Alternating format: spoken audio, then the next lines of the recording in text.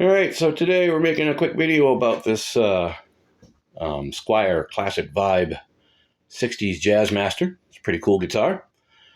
Here on the workbench that also conveniently doubles as a washer and dryer.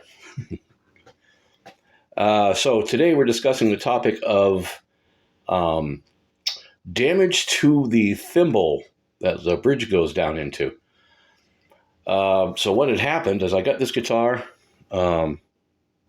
couple weeks ago and set it up, played it. Sounds great, plays great, I love it. This is a B-stock guitar, and you can see why. What's funny about this is under the clear coat. It just clear coated right over that. But anyway, it was playing great and no issues, and it stayed in tune nice. So I was like, all right, let's see what makes this thing tick. So I decided to take the pick guard off and got looking at the bridge thimble here, and here it is here. And I don't know if you can see this or not, but under the light, it's like completely destroyed. You can see it. It somehow got mashed or something. I'm not sure what happened. It was in here like this, and I didn't see it until I took the pick guard off. Guessing what happened maybe is like a chunk of debris was down in the hole, and they tried to install this, and it just, since it couldn't get down in the hole all the way, it just kind of got all distorted. No problem. Going to put a new bridge on it, so I got new thimbles for it. No big deal.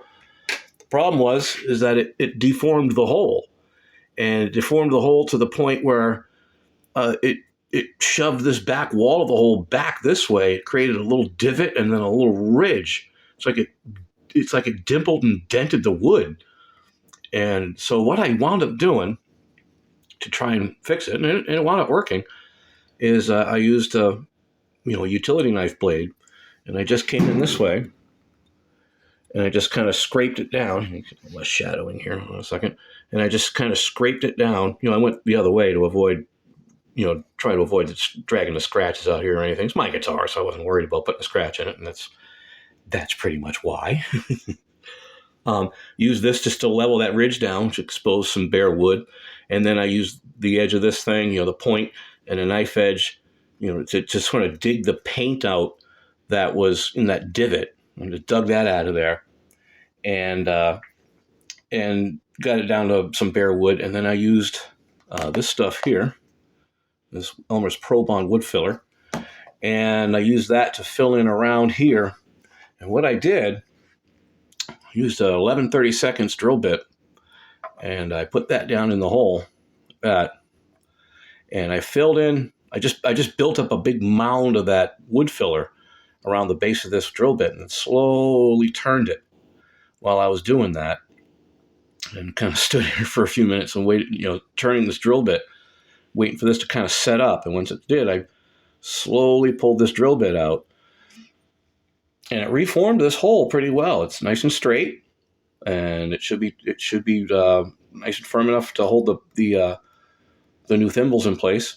I did this one over here. This one wasn't damaged, but the paint was all broken. So I just went ahead and chipped it away, and did the same thing. Filled in with some wood filler using the drill bit to kind of help form the hole. And this is all hidden under the pick guard. You won't be able to see any of that. I may go ahead and hit this with a little automotive touch-up paint or something just to kind of help protect it. But this is all hidden under the pick guard. You won't see any of that. So, if you run into the situation with a destroyed thimble and a deformed hole for the thimble bridge thimble thing, that's a way to fix it. It seems to have worked here. So we're going to put this thing back together and do some more playing on it. So just a quick one. Thought a quick repair on one of these. Hope it helps if you have the same situation. Thanks for watching. Have a great day.